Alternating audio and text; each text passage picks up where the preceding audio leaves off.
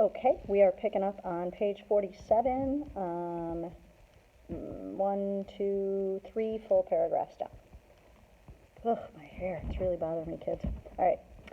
At that instant my father entered. I saw unhappiness deeply impressed on his countenance, but he endeavored to welcome me cheerfully, and after we had exchanged our mournful greeting, would have introduced some other topic than that of our disaster, had not Ernest explained, "Good God, Papa, Victor says that he knows who was the murderer of poor William."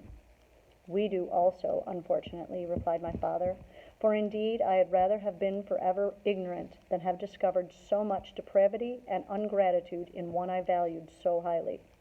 "My dear father, you are mistaken. Justine is innocent. If she is, God forbid that she should suffer as guilty. She is to be tried today, and I sincerely hope, that she will be acquitted."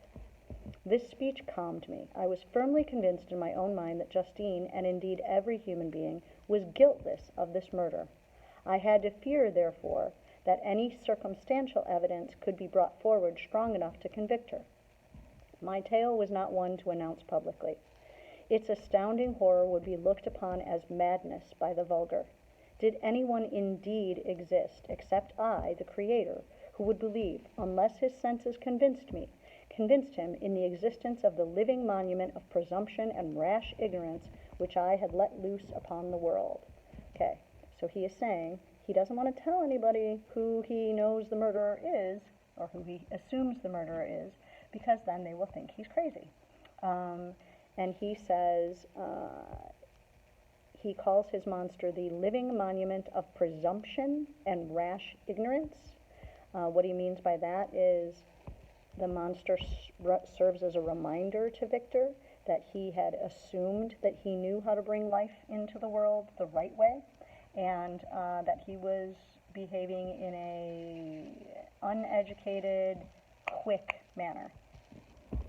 We were soon joined by Elizabeth. Time had altered her since I had last beheld her. It had endowed her with loveliness surpassing the beauty of her childish years. There was the same candor, the same vivacity, but it was allied to an expression more full of sensibility and intellect. She grew up and matured. She welcomed me with the greatest affection. "Your arrival, my dear cousin," said she, "fills me with hope. You, perhaps, will find some means to justify my poor, guiltless Justine. Alas, who is safe if she be convicted of crime? I rely on her innocence as certainly as I do upon my own. Our misfortune is doubly hard to us. We have not only lost that lovely, darling boy, but this poor girl, whom I sincerely love, is to be torn away by even a worse fate." I don't know if it's a worse fate. The little boy was murdered.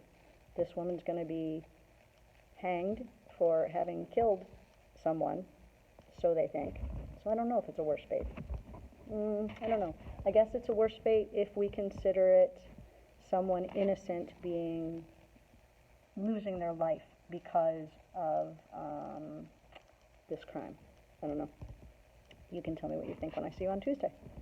Our misfortune is doubly hard to us. We have not only lost that lovely, darling boy, but this poor girl, whom I sincerely love, is to be torn away by an even worse fate. If she is condemned, I never shall know joy more.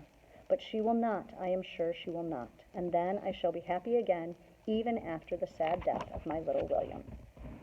"She is innocent, my Elizabeth," said I, Victor, "and that shall be proved. Fear nothing, but let your spirits be cheered by the assurance of her acquittal." "How kind and generous you are!